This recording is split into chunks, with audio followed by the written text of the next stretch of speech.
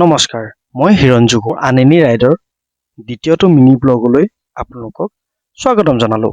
তো মই কালি আহি পালোহি ৰয়িঙত নামৰাই ৰিজৰ্ট আপোনাৰ ৰয়িঙৰ পৰা এৰাউণ্ড 7 কিলোমিটাৰ অহাৰ পিছত নামৰাই ৰিজৰ্ট পাব। এই ৰাইডটো ৰয়িঙৰ পৰা আনেনি অভিমুখে যেন এটা নতুন এডভেঞ্চাৰ।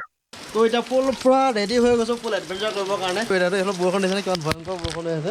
যদি এনেকুৱা অৱস্থা হৈছে তো আনেনিত কিমান মজা লাগিব না। ফুল তিতিম গেলা বুলি কয় এইটো। কাৰণ ৰেইনকোটে ইয়াত কাম কৰিব বুলি মই ভবা নাই। মানে ফুল এডভেঞ্চাৰ হ'ব। আহি পাই গ'লোহি মায়'দিয়া। ৰয়িঙৰ পৰা মায়'দিয়ালৈকে ব্লগ এইটো কাৰণে কৰা নাছিলোঁ, কাৰণ বহুত বৰষুণ আছিলে।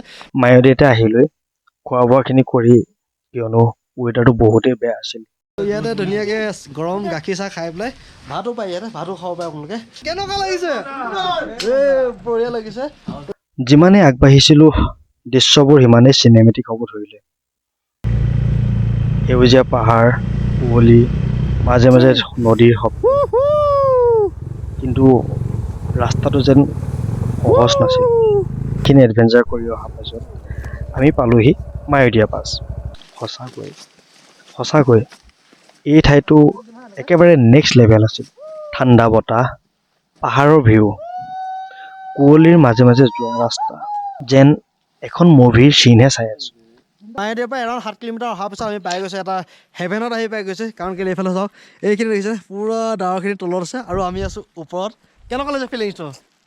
Wow, wow, just wow, feeling awesome. Feeling awesome. অলপ সময় ৰেষ্ট লৈ আকৌ জাৰ্ণি আৰম্ভ কৰিলোঁ। তাৰপাছত ৰাস্তাটো যে কিমান ধুনীয়া হ'ব ধৰিলে। OMG, পাহাৰৰ মাজে মাজে পকা বোকা ৰাস্তা, দূৰত দেখি থকা ভেলী, দূৰৰ ডাৱৰৰ মাজে মাজে দেখা পোৱা পাহাৰ, প্ৰতিটো টাৰ্ণিঙত যেন নতুন ছাৰপ্ৰাইজ হৈ আহিছে। যিমানেই আগবাঢ়িছিলোঁ ধীৰে ধীৰে ৱেডাৰটো ক্লিয়াৰ হ'ব ধৰিলে। বৰষুণ কমি গ'ল, সূৰ্যৰ পোহৰ অলপ অলপ ওলাই আহিছিল আৰু কেতিয়াবা অনুভৱ হৈছিল এই জাৰ্ণিটো যেন ফুল এডভেঞ্চাৰ হৈ গৈছে বে। গেটটো দেখিলে ইয়াৰ পৰা এৰাউণ্ড 20 to 22 কিলোমিটাৰ আপোনাৰ ৰাস্তাটো বেয়া হয়, তাৰ আগৰ পৰা আপোনাৰ ভাল হয়। তো আপোনালোকে ইমান চিন্তা নকৰিব ৰাস্তা বেয়া বুলি। মানে ৰাস্তাটো পূৰা নতুন ৰাস্তাটো উঠি গ'লোঁ, যোনটো নতুনকৈ বনাই আছিলে। তো ইয়াৰ পৰা ৰাস্তা বহুত ধুনীয়া কণ্ডিশ্যনৰ ৰাস্তা হয়। তো দেখিব পালে কিমান এটা মজা পৰিৱেশৰ মাজত আহি আছে। এইফালে চাওক, মই এটা মজা ফিল এটা লৈ আহিব পাৰিছোঁ নহয়। মোৰ কৰ্ণাৰটো কি মজা লাগিছে। চকুৰে দেখা আৰু কেপচাৰ কৰা দুইটাই বহুত ডিফাৰেঞ্চ। তেওঁলোকে পাহাৰ এৰিয়াত যেতিয়া অফ ৰোডিং বাইকখন চলোৱা হয় ন, বা টুৰিং বাইকবোৰ যেতিয়া চলোৱা হয়, তো সেই তাৰ আচল ফিলটো তেতিয়া পোৱা যায়। দীঘলীয়া ৰাইড, অলপ ষ্ট্ৰাগল, অলপ টায়াৰ্ডনেছ, কিন্তু এক্সাইটমেণ্টটো কমা নাছিল। অৱশেষত বহু দূৰ অহাৰ পিছত আমি দূৰৰ পৰাই দেখিলোঁ আই লভ আনিনি। সেই মুহূৰ্তটো মাথো ডেষ্টিনেশ্যন পোৱা নাছিল, ই হৈছিল এটা জাৰ্ণিৰ কমপ্লিট হোৱাৰ ফিলিংছ। সেইটো ওপৰত আনিনি হাতটো আমাৰ ৰিজৰ্টটো সেইটোৱে হৈছে।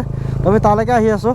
কাৰণ কেতিয়াবা কঠিন ৰাস্তাৰ পিছতেই আটাইতকৈ ধুনীয়া দৃশ্যবোৰে আমাৰ কাৰণে অপেক্ষা কৰি থাকে। চ' গাইজ, আহি পালোঁহি আনিনিত আৰু এতিয়া আছোঁ বৰ্তমান আনিনি হাতত। Are you ready to explore the আনিনি?